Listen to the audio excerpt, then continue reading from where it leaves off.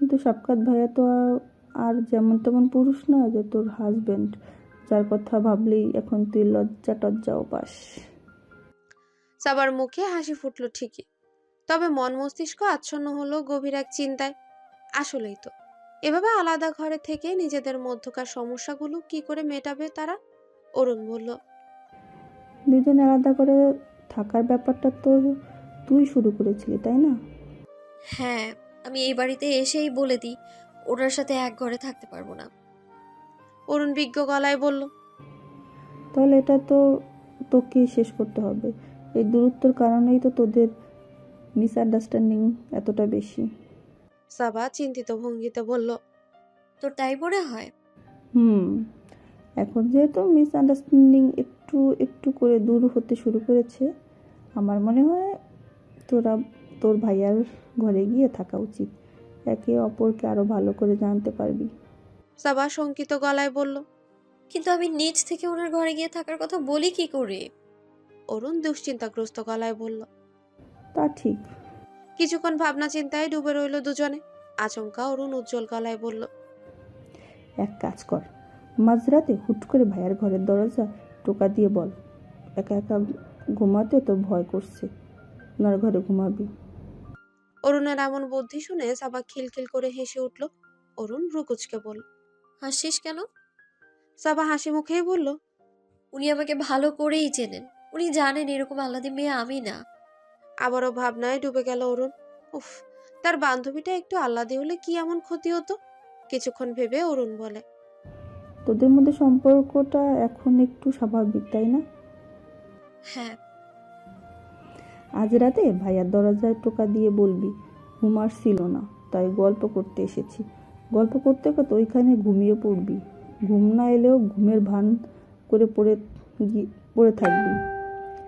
সেই অভ্যাস তোর ভালোই আছে। এরপর থেকে প্রতিদিন তার ঘরে গল্প করতে গিয়ে ঘুমিয়ে পড়বি। একটা সময় দেখবি ভাইয়ার ঘর থেকে তোর ঘর বলতে আলাদা কিছুই নেই। অরুণের এই বুদ্ধিটা পছন্দ হলো সাবারও। নিজের কাছে নিজেকে কেমন অচেনা লাগছে আজ। বিয়ের পর থেকে যে মানুষটা সে এড়িয়ে চলেছে, আজ তারই কাছাকাছি যাওয়ার জন্য অজুহাত খুঁজে বেড়াচ্ছে। ইতিমধ্যে সামা এসে ঢুকলো ঘরে। এতক্ষণ তার ঘরে বসে আড্ডা দিচ্ছিল সাবা আর অরুণ। সামার হাতে তার ল্যাপটপটা বিছানার উপর রেখে বাতিগুলো নিভিয়ে দিয়ে লালাভো একটা ডিম লাইট ধরালো। সাবা বলল। এই ভুতুরে লাইটিং এর কি দরকার শামা? সামা উৎফুল্ল গলায় বলল। কারণ আজ একটা ভূতের গল্পই শোনাবো ভাবি। অরুণ প্রতিবাদী সুরে বলে। ক্রাইম নাইটে ভূতের গল্প বলতে শুরু করলে কবে থেকে সমা? ভূত টুত আমার এমনিতেই ভয় লাগে না।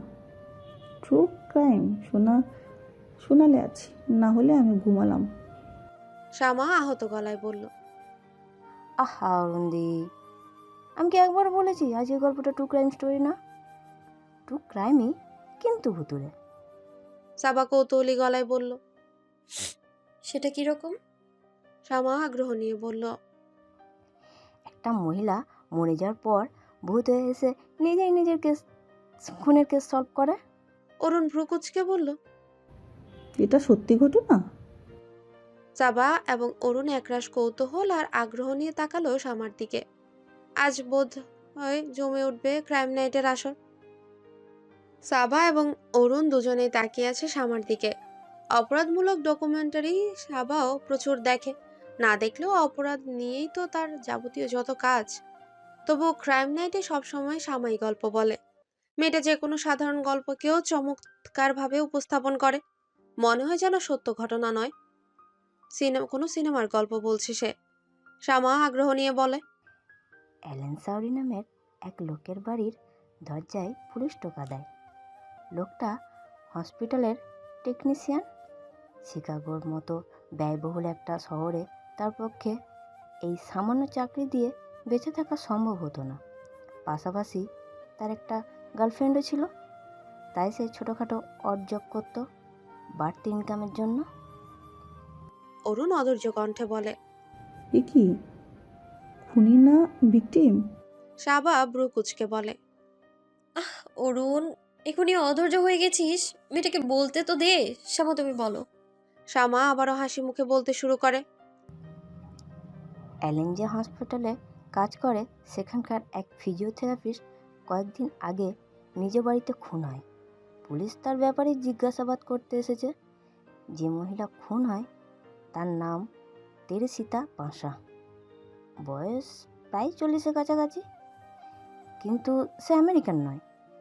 ফিলিপাইন থেকে হয়তো বেটার অপরচুনিটির জন্যে কিংবা জীবনে একটা চেঞ্জের জন্য সে আমেরিকা এসেছে।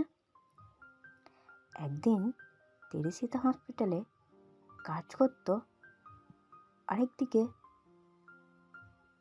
ছুটির দিনে বাচ্চাদের মিউজিক শেখাতো। দাঁড়াও, তোমাদের দেখাচ্ছি ভদ্রমহিলাকে। শ্যামা তার ল্যাপটপে গুগলে সার্চ দিয়ে বের করলো তেরেসিতার ছবি। সাধারণ চেহারা তার, লম্বা চুল, টানা টানা চোখ, ঠোঁটে চওড়া হাসি। তবে এই সাধারণের ফাঁকেও লুকিয়ে আছে বিচিত্র একটা সৌন্দর্য। সেই সৌন্দর্য সহজে লোকের চোখে ধরা দেয় না, তবে যার চোখে ধরা দেয় সে বুঝতেই পারে এই মহাত্ম। সাবা জিজ্ঞাসু গলায় বলে। আমেরিকায় কেউ তার পরিচিত ছিল না। শ্যামা কিছুক্ষণ চিন্তা করে বলে।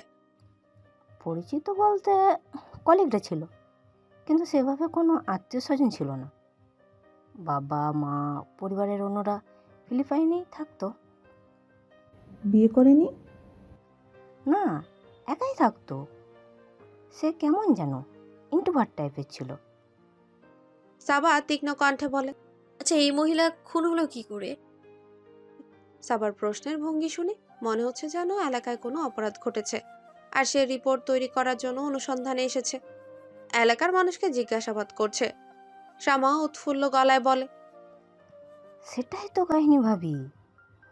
1977 সালের 21শে ফেব্রুয়ারি তেরেসিতার প্রতিবেশীরা ফায়ার সার্ভিসকে ফোন দিয়ে জানায় তার বাড়িতে আগুন ধরেছে। অরুণ বিস্মিত গলায় বলে। সে কি? তারপর ফায়ার সার্ভিসের লোকজন দ্রুত এসে বাড়ির আগুন নেভায়, কিন্তু ভেতরে ঢুকে কাউকে দেখে না। কিছুদূর এগিয়ে গিয়ে পায় একটা কার্পেটের ভেতরে আরও কিছু জামা কাপড় সহ সেটা মুড়িয়ে রাখা একজনের লাশ। সাবা সঙ্গে সঙ্গে আগ্রহ নিয়ে জিজ্ঞেস করে। তেরেসিতার লাশ? শ্যামা উজ্জ্বল গলায় বলে। ঠিক ধরেছ ভাবি। তার গায়ে কোনো কাপড় চোপড় ছিল না, বুকের মধ্যে একটা ছুরি ঢোকানো। লাশের বিবরণ শুনে রীতিমতো শিউরে উঠল অরুণ। তবে অবাক হয়ে লক্ষ্য করলো সাবা ঠিক আগের মতোই নির্বিকার। ঘটনার বিবরণে আটকে আছে তার সমস্ত মনোযোগ। অপরাধ নিয়ে ঘাটাঘাটি করতে করতে মেয়েটার মন থেকে ভয় ভীতি সব উড়ে গেছে। সাবা শুকনো গলায় বলে। অ্যাসল্ট করা হয়েছিল? না, পুলিশ পরবর্তী পোস্টমর্টেম করে কোনো চিহ্নই পায়নি। সাবা কি যেন ভেবে জিজ্ঞাসা করলো। আচ্ছা শ্যামা, কোনো ব্রেক ইনের আলামত কি ছিল? মানে জোর করে দরজা ভেঙে ঘরে ঢোকার লক্ষণ ছিল কোনো? না। সাবা কিছুক্ষণ চিন্তা ভাবনা করে বলল। তার মানে যে খুন করেছে সে তেরেসিতাকে খুব ভালো করে চেনে। দরজা ভেঙে ঘরে ঢোকার কোনো লক্ষণ নেই, কারণ তেরেসিতা নিজেই তাকে ঘরে ঢুকিয়েছে। কিন্তু বুঝতে পারেনি এই মানুষটার হাতে সে খুন হতে যাচ্ছে।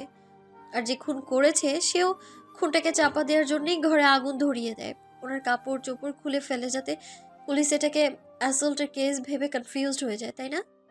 সাংবাদিকতা সাবার মাঝে এমনই অভ্যাস ছড়িয়ে দিয়েছে যে কোনো অপরাধের বিবরণ শুনলে তার মস্তিষ্ক আপনা আপনি তদন্তে নেমে যায়, অপরাধবোধের কারণ উদ্ঘাটনে ব্যস্ত হয়ে যায়। অরুণ থমথমে গলায় বলে। এটা শুরু হয়ে গেল সাংবাদিকতার জ্ঞান। শ্যামা হেসে ফেলে বলে। অর্ধেক কাহিনী তো তুমি বলে দিল ভাবি, কিন্তু যা বলেছ তা 100% ঠিক। সাবা কৌতূহল নিয়ে বলে। তারপর কি হলো? শ্যামা দম নিয়ে আবারও বলতে শুরু করে। পুলিশ ইনভেস্টিগেট করতে শুরু করে, কিন্তু কিছুই পায় না। তেরেসিতার বাসায় খোঁজাখুঁজি করে তারা একটা ডায়েরি পায়। ডায়েরিতে একটা জায়গায় লেখা গেট টিকিটস ফর এস। লেখাটা তাদের কাছে সন্দেহজনক লাগে, কিন্তু এর কোনো অর্থ তারা উদ্ধার করতে পারে না। মহিলা যেহেতু কারোর সঙ্গে তেমন মিশতো না, তাই সন্দেহ করার মতোই কেউ ছিল না। পুলিশ এটাকে সাধারণ ডাকাতির কেস ভেবে কেস ক্লোজ করে দেয়। কিন্তু মাস 6 পর তাদের কাছে আসে তেরেসিতার এক কলিগ রেনে আর তার হাজব্যান্ড হোসে, এই কেসের জন্যই একটা লিড নিয়ে। কি সেই লিড? ওই যে ডায়েরিতে লেখা ছিল এএস। এএস এর অর্থ অ্যালেন সাউরি। অরুণ তৎক্ষণাৎ বলে। এই লোকটার কথাই তো প্রথমে বলেছিলাম। শ্যামা বলে। হ্যাঁ অরুণদি, ওরা দুজন জানায় তেরেসিতার অ্যালেনের জন্য কি একটা টিকিট কেটে দেওয়ার কথা ছিল, এই জন্যই সে এটা ডায়েরিতে রেখেছিল। যাই হোক, আগেই বলেছিলাম অ্যালেন ছোটোখাটো অড জব করতো, এটা হসপিটালের সবাই জানতো। তাই তেরেসিতা একদিন তাকে ডেকে বলে, আমার বাড়ির টিভিটা নষ্ট হয়ে গেছে, তুমি কি সারিয়ে দিতে পারবে? শ্যামা আরো কিছু বলতে চাচ্ছিল, সাবা তাকে মাঝপথে থামিয়ে দিয়ে বলে। এক সেকেন্ড। এই গল্প তেরসিতার ওই কলিগ আর তার হাজবেন্ড পুলিশকে বলেছে? হ্যাঁ, কিন্তু তারা জানলো কি করে? সেটা পরে বলছি ভাবি, আগে গল্পটা শোনো। আচ্ছা। তো অ্যালেন বলল সে চেষ্টা করে দেখবে। ওই দিন দুপুরে তেরসিতার বাড়িতে যায় অ্যালেন, কিন্তু তার টিভিটা ঠিক করে ব্যর্থ হয়। অ্যালেন চলেই যাচ্ছিল, হঠাৎ তার চোখ যায় তেরসিতার গায়ের গয়নার দিকে। অ্যালেন এমনিতেই অভাবী ছিল, আর তেরসিতার গয়নাগুলো ছিল বেশ দামি। অ্যালেন দ্রুত তেরসিতার গলা চেপে ধরে তেরসিতা ছাড়া পাওয়ার জন্য ছটফট করতে থাকে। তখনই অ্যালেন আর কিছু না ভেবে রান্নাঘরে ছুরি বসিয়ে দেয় তার বুকে। তেরসিতা সঙ্গে সঙ্গে মারা যায়। অ্যালেন আসলেই খুনটা করতে চায়নি, কিন্তু তার ভয় হচ্ছিল তেরসিতা সকলকে গিয়ে বলে দেবে সে তার গয়না চুরি করতে চেয়েছিল। তাই অ্যালেন সবার আগে তেরসিতার গয়নাগুলো খুলে নেয়, তারপর ছুরিটা বের করতে চেয়েছিল, কিন্তু ভয়ে তার হাত কাঁপছিল। তাই ছুরিটা সেইভাবেই রেখে দিয়ে অ্যালেন তেরসিতার জামা কাপড় খুলে ফেলে। অরুণ ঘৃণাভরা কণ্ঠে বলে।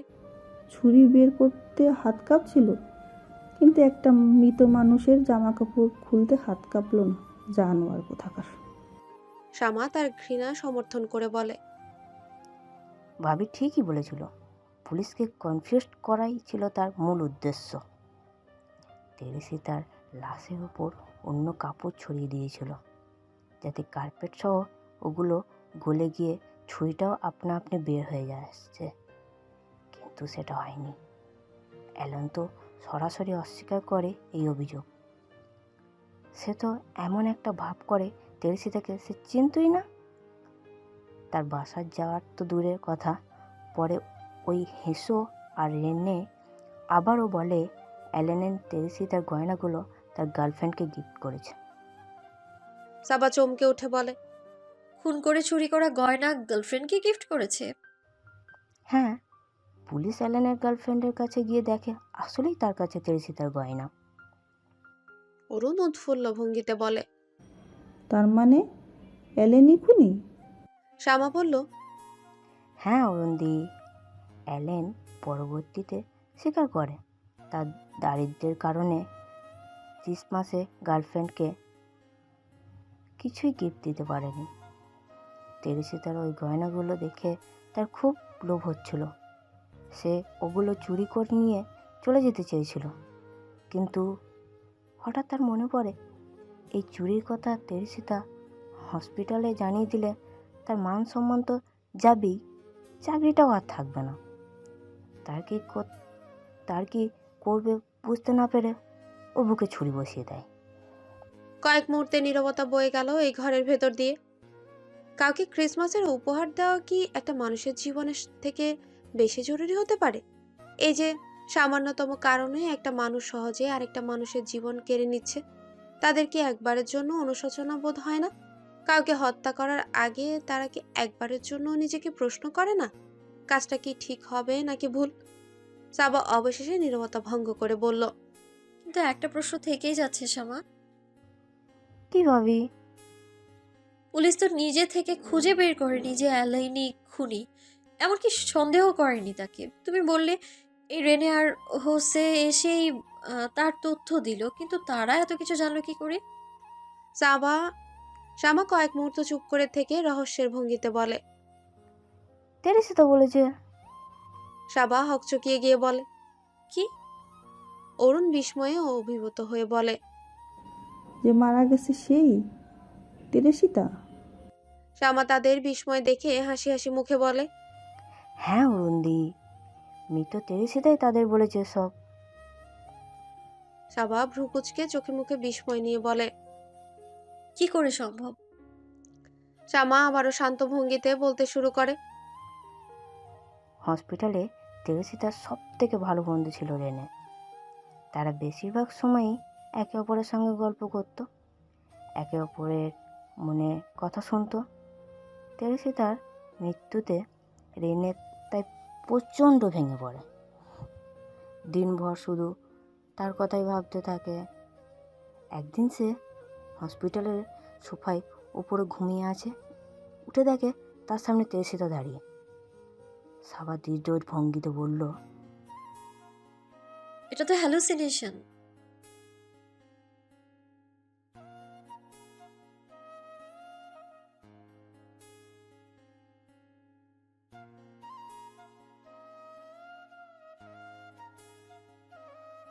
অরুণ গম্ভীর স্বরে বলল, স্বাভাবিক, কাছের মানুষের মৃত্যুর পর অনেক ক্ষেত্রেই এমনটা হয়।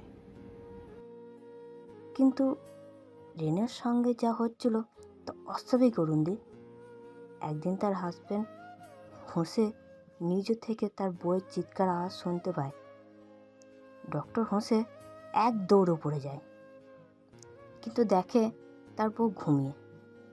ঘুমের মধ্যেই রেনে কাঁপছে আর বিড়বিড় করছে।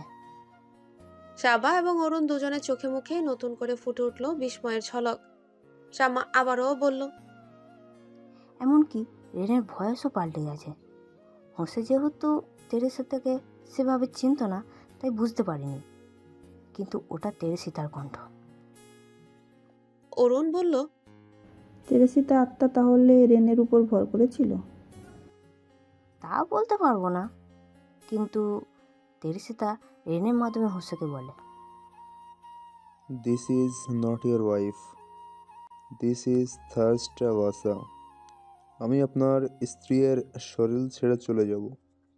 আপনি শুধু আমাকে জাস্টিস পাওয়ার ব্যবস্থা করে দিন।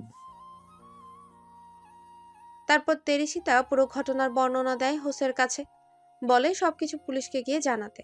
সাবা কিছুক্ষণ চুপ করে থেকে অবিশ্বাসের সুরে বলে, ধুর, আমার বিশ্বাস হয় না। হয়তো রেনে হ্যালুসিনেট করতে করতে এমন পর্যায়ে পৌঁছে গিয়েছিল যে তার মনে হয় তেরসিতা তার উপরে ভর করেছে। হ্যালুসিনেশনের কারণেই তো তেরসিতার কণ্ঠে কথা বলা শুরু করে। বুঝলাম, কিন্তু ভাবি তেরেসিতা যে হোসেকে তার খুনের সমস্ত ডিটেলস দিয়েছে, কোন সময়ে অ্যালেন তার ঘরে ঢুকেছিল, কোন সময়ে সে বেরিয়েছে, সবটা মিলেও গেছে। এমনকি ওই ডায়েরিতে লেখার কথাটাও তো তেরেসিতা বলে। এগুলো তো রেনে বা হোসে কারোরই জানার কথা না। এমনকি তাদের তো এটাও জানার কথা না যে ওই দিন তেরেসিতার বাসায় টিভি ঠিক করতে অ্যালেন গিয়েছিল। সাবা কয়েক মুহূর্ত ভেবে বলে, আমার মনে হয় রেনে সবই জানতো, হয়তো দেখে ফেলেছিল বান্ধবীকে খুন হতে, নিজে সরাসরি পুলিশকে কিছু বলতে পারেনি কটাক্ষের ভয়ে। তাহলে তো মানুষ বলবে তুমি বান্ধবীকে বাঁচাতে পারলে না, তেরেসিতাকে জাস্টিস পাইয়ে দিয়েই সেই নাটকটা সাজায়। শামা ঠোঁট উল্টে বলে। হতে পারে। অরুণ হঠাৎ কি যেন মনে করে বলল, ভালো কথা। এলেনের কি শাস্তি হয়েছিল? ওকে যাবজ্জীবন কারাদণ্ড দেওয়া হয়েছিল, কিন্তু কিভাবে যেন 4 বছর জেল খেটেই বেরিয়ে আসে। 12:30 অবধি গবেষণা চলল কেসটা নিয়ে। সাবাও আগ্রহ নিয়ে গবেষণায় অংশ নিচ্ছিল। তবে তার সমস্ত আগ্রহ উড়ে গেল বাগান থেকে হর্নের আওয়াজ ভেসে আসার সঙ্গে সঙ্গে। সাফকাত তার মানে বাড়ি ফিরল অবশেষে। ছেলেটা যে কি মারাত্মক পরিশ্রম করতে পারে সাবা ভেবে পায় না। এত অর্থবিত্ত আর সাফল্যের মালিক যে তাকে এই প্রবল পরিশ্রম করতে হবে কেন? সাফকাতের প্রত্যেকটা ব্যবসায় এই মুহূর্তে সফলতার অবস্থানে আছে। সে চাইলেই তো দায়িত্ব অধীনস্থরের মধ্যে বন্টন করে নিজে আয়েসে জীবনযাপন করতে পারে। তবে সাফল্যের তৃষ্ণা তার মধ্যে বড্ড বেশি। এত সফলতার মুখ দেখার পর আজও অক্লান্ত পরিশ্রম করেই যাচ্ছে নতুন রূপে সাফল্যের মুখোমুখি হওয়ার জন্য। সাফল্যের এই তৃষ্ণাটা প্রত্যেকের জীবনেই থাকা উচিত। সাংবাদিক হিসেবে বহুদূর এগিয়ে যাওয়ার স্বপ্ন সাবা শুরু থেকেই দেখে আসছে। তবে সাফকাতের সাফল্যের তৃষ্ণা দেখে এই স্বপ্নের তেজ যেন আরেকটু বেড়ে গেল। আনমনেই হেসে উঠল সাবা। দুদিন আগে যে মানুষটাকে সহ্য হতো না, আজ তার দ্বারাই অনুপ্রাণিত হচ্ছে। তবে কি সত্যি সে একটু একটু করে কাঠিন্যের চাদরে আবৃত ছেলেটাকে ভালোবাসতে শুরু করেছে? গল্প করতে করতেই শ্যামা আর অরুণ ঘুমিয়ে পড়ে। জেগে রইল সাবা। সে জানে গভীর রাত পর্যন্ত সাফকাত জেগে থাকে। মাঝে মধ্যে আগেভাগে ঘুমিয়ে পড়লেও আজ সে আশঙ্কা নেই। একটু আগে পায়চারি করতে করতে তার ঘরের সামনে থেকে হেঁটে এসেছে সাবা। ভেতরে বাতি জ্বলছে। অরুণের শিখিয়ে দেওয়া বুদ্ধিটা আজ থেকেই কাজে লাগাতে হবে। ঘুমের ভান করে ওই ঘরে থেকে যাওয়াটা একটু বেশি বাড়াবাড়ি হয়ে যাবে। তাছাড়া সাফকাতের বেডে ঘুমের ভান ধরে পড়ে থাকতেও তার লজ্জা লাগবে। আজ বরং কেবল গল্প করেই চলে আসা যাক। তবে একদিন সত্যি সত্যি সাহস করে ওই ঘরে থেকে যাবে সাবা। একদিন এভাবেই দুজনের মধ্যকার দেয়ালটা ভেঙে গুড়িয়ে দেবে সাবা। শ্যামার ঘর থেকে ছোট ছোট পা ফেলে বেরিয়ে যাওয়ার আগে নিজের অজান্তেই একবার আয়নার সামনে দাঁড়ালো সাবা। সাজগোজ করতে সে ভালোবাসে বটে, তবে বাড়িতে সচরাচর এক বিন্দুও প্রসাধনী থাকে না তার মুখে। এই মুহূর্তেও যেমন নেই। তার চুলগুলো এলোমেলো ভাবে বাঁধা, তবুও ঠিক করে আঁচড়ে নিল না সাবা। থাকুক না এলোমেলো।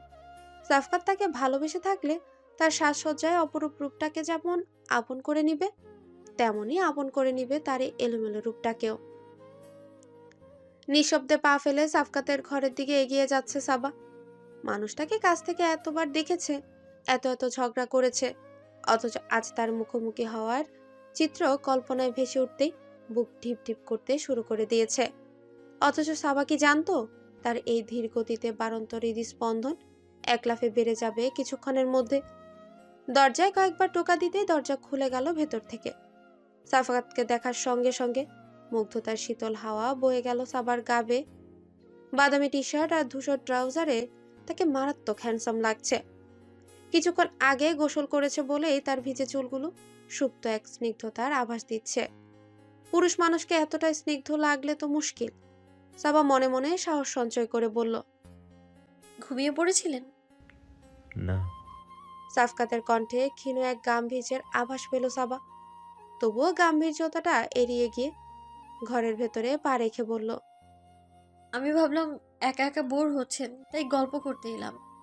প্রচন্ড শব্দে ঘরের দরজাটা বন্ধ করলো সাফকাত। সাবা আতকে উঠে ঘাড় ঘুরিয়ে তাকালো।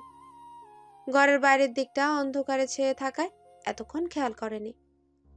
তবে এখন উজ্জ্বল আলোয় সাবা পরিষ্কার দেখতে পাচ্ছে সাফকাতের রূপ বর্ণ ধারণ করা চোখ দুটো।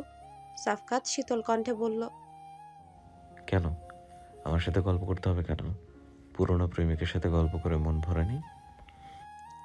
তার কণ্ঠের শীতলতা যেন সাবার শির দ্বারা প্রকম্পিত করে দিয়ে গেল। সাফকাত তার মানে জেনে গেছে ফাহিমের আকস্মিক আগমনের কথা। তা না হয় জানতেই পারে। সাবা এতদিনে খুব ভালো করে বুঝে গেছে তার উপর সার্বক্ষণিক নজর আছে ছেলেটার। তবে ফাহিম যে সাবার প্রাক্তন প্রেমিক এ কথা সে জানলো কি করে? লম্বা শ্বাস নিয়ে নিজেকে ধাতস্থ করলো সাবা। এই ছেলের পক্ষে কোনো কিছুই অসম্ভব নয়। এত ক্ষমতা তার। সেই ক্ষমতা কাজে লাগিয়ে যে মেয়েটাকে সে বিয়ে করেছে তার অতীত নিয়ে ঘাটাঘাটি তো করতেই পারে। ভুল বোঝাবুঝি এড়ানোর জন্য সাবা মুখ খুলতে যাবে, তার আগেই সাফকাত দাঁতে দাঁত চেপে বলল, তুমি কি মনে করো আমার পেছনে কি কি করে বেরো আমি কিছুই টের পাই না? তোমার প্রত্যেকটা পদক্ষেপের উপর নজর থাকে আমার। সাবা শান্ত কিন্তু কম্পিত স্বরে বলল। দেখুন ওই ছেলেটা।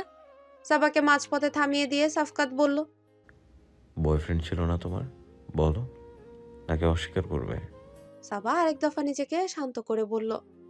ছিল, সেটা অনেক আগে, ভার্সিটি শুরুর দিকে। ব্যাপারটা তখনই শেষ হয়ে যায়। আজ অনেক বছর পর ওর সাথে দেখা হয়েছে, তাই আমি জাস্ট ভদ্রতার খাতিরে কথা বলেছি, এর বেশি আর কিছুই না। সাফকাত অগ্নিকণ্ঠে বলল। তাই না? সাবা, আমি বোকা না। এখন বুঝতে পারছি কেন কয়েকদিন ধরে আমার সাথে ভালো ব্যবহার করছো। কারণ আমার আড়ালে তুমি আরেকজনের সাথে প্রেম করে বেড়াচ্ছ। অবিশ্বাসের দৃষ্টিতে সাবা তাকিয়ে রইল সাফকাতের দিকে। এত বাজে একটা দোষ কি করে তুলে দিতে পারলো সে সাবার কাঁধের উপরে? সাবা তো ভেবেছিল তাদের মধ্যকার সব ভুল বোঝাবুঝির অবসান ঘটিয়ে নতুন করে সম্পর্কটা সূচনা ঘটাবে। সেও বুঝতে শুরু করেছিল সাফকাতকে, অথচ সে কিনা ভাবলো অন্য কিছুকে আড়াল করার জন্য সাবার এ বদলে যাওয়া। সাবা নিজেকে আর ধরে রাখতে না পেরে বলল। বাজে কথা বলবেন না তো। আমি মোটেও এতটা চিপ মেন্টালিটির মানুষ না। তাছাড়া প্রেম করে বেড়ানোর সময় কোথায় আমার? সাফকাত সাবার দিকে এগিয়ে এসে তীক্ষ্ণ কণ্ঠে বলল। এসব কথা বলে দোষটা ঢাকবে ভেবেছো? অভিনয় তুমি ভালো করেই, সাবা। সাবা ধীর ভঙ্গিতে বলল। আমি অভিনয় করছি না। সাফকাত এমন একটা ভান করলো যেন সাবার এই কথাটা তার কানে যায়নি। কণ্ঠে পূর্বে সে তীক্ষ্ণতা বজায় রেখে সে বলল। অভিনয় তুমি ভালোই করো, সাবা। কিন্তু এসব অভিনয় আমার সঙ্গে চলবে না। আমাদের সম্পর্কটা স্বাভাবিক নেই তোমার কারণে। স্বাভাবিক করার কোনো ইচ্ছাও আমার নেই। কিন্তু সাবা, সারা পৃথিবীর মানুষ জানে তুমি আমার ওয়াইফ, আর সেখানে তুমি সবার সামনে আরেকটা ছেলের হাত ধরে ঘুরে বেড়াবে, সেটা তো হতে দেওয়া যায় না। সাফকাত ভ্রু কুঁচকে বলল। প্রেম কি শুধুই সামনাসামনি হয়? ফোনে ফোনেও তো হতে পারে। আলাদা করে তার মানে এই জন্যই থাকতে চেয়েছিলে, তাই না? সাবার বিশ্বাস হচ্ছে না এই মানুষটার জন্য কিছুক্ষণ আগেও দুর্বলতা কাজ করছিল তার মনে, ভালো লাগা কাজ করছিল তার জন্য। অথচ এই মানুষটা যে ভালো লাগার যোগ্যই না, এই কথা বারবার ভুলে যায় সে। এমন বিশ্রীভাবে একটা মানুষ কাউকে সন্দেহ করে কি করে? সাফকাত সাবার একেবারে কাছাকাছি এগিয়ে এসে হুমকির সুরে বলল। মনে রেখো সাবা, তুমি যেটাকে প্রেম মনে করো সেটা extra marital affair. And I promise, তোমার এই এক্সট্রা ম্যারিটাল যদি কোনো দিন নিজের হাতে ধরতে পারি, তোমার প্রেমিক পুরুষের জান তো যাবেই, আর তোমার যে কি হাল করব আমি নিজেও জানি না। So have better be careful. তার হুমকিতে দমে গেল না সাবা, তবে ভয়ানক রাগ হলো নিজের উপরে। কি করে সে ভাবতে পারলো সাফকাতকে প্রথম প্রথম সে যেমনটা ভেবেছিল সে তেমনটা নয়। প্রকৃতপক্ষে সে তো তার ভাবনার চাইতেও বেশি খারাপ। রাগে ফুঁসতে ফুঁসতে সাবা লম্বা লম্বা পা ফেলে বেরিয়ে গেল সাফকাতের ঘর থেকে। মেয়েটা কি ভুলক্রমেও একবারও টের পেয়েছিল এমন তিক্ত অভিজ্ঞতা নিয়ে আজ তাকে এ ঘরের বাইরে পা রাখতে হবে? ক্লান্তিতে আচ্ছন্ন হয়ে ডেস্কের উপর মাথা রেখে চোখ দুটো বুজে রইল সাবা। আজ সকাল থেকে অবিরাম কাজ করেই যাচ্ছে সে। ভোরবেলা চলে যায় রিপোর্ট করতে, জাল টাকা তৈরিকারীদের হাতে নাতে ধরবে বলেই সূর্য ওঠার আগেই বাড়ি থেকে বেরিয়ে যায় সে। সাধারণত রিপোর্টের শুট থাকলে সেদিন আর অফিসে আসে না সাবা। শুট শেষে বাড়ি ফিরে আসে, তবে আজ বাড়ি ফিরল না। অফিসে যে নিজের রিপোর্টটা নিজেই এডিট করতে বসলো। এডিটিং এ দারুণ দক্ষতা থাকলেও কাজের ব্যস্ততা এই দায়িত্ব সে নিতে পারে না। আজ বহুদিন বাদে ইচ্ছে করে দায়িত্বটা নিল সে। এডিটিং সেরে নিজের কেবিনে বসে পরে রিপোর্টটা লিখতে ব্যস্ত হয়ে গেল। কাজ অজুহাত মাত্র, বিক্ষিপ্ত মনটাকে ব্যস্ত রাখার অজুহাত। গত রাতের ঘটনায় সাবা মারাত্মক বিভ্রান্তিতে পড়ে গেছে। মনটা এতদিনে একটু একটু করে দুর্বল হয়ে উঠতে শুরু করেছিল সাফকাতের প্রতি। সাবা সায়ও দিয়ে যাচ্ছিল সেই দুর্বলতাকে। তবে গতকাল রাতের পর থেকে সবটা কেমন যেন এলোমেলো হয়ে গেল। সাফকাতের দৃষ্টিকোণ থেকে ঘটনাটা বোঝার চেষ্টা করছে সাবা। ছেলেটা বরাবরই তার সুরক্ষা নিয়ে উদ্বিগ্ন, সে না হয় ঠিক আছে, কিন্তু কাল যা ঘটলো তা নেহাতি তার উদ্বেগের বহিঃপ্রকাশ নয়, ইনসিকিউরিটির বহিঃপ্রকাশ। সাফকাত কি মনে মনে সন্দিহান সাবার বিশ্বস্ততা নিয়ে? সাফকাতের সঙ্গে সম্পর্কটা আজও স্বাভাবিক হয়ে উঠতে পারলো না বলে কি হবে? এই বিয়ে নামক শব্দটার প্রতি সাবার অগাধ শ্রদ্ধা আছে। অন্য কোনো ছেলের প্রতি বিন্দুমাত্র আগ্রহ নেই সাবার। আগ্রহ যার কাছে গিয়ে ঠেকেছিল সেই কেমন অদ্ভুত আচরণ করে মনটাকে বিষিয়ে দিল।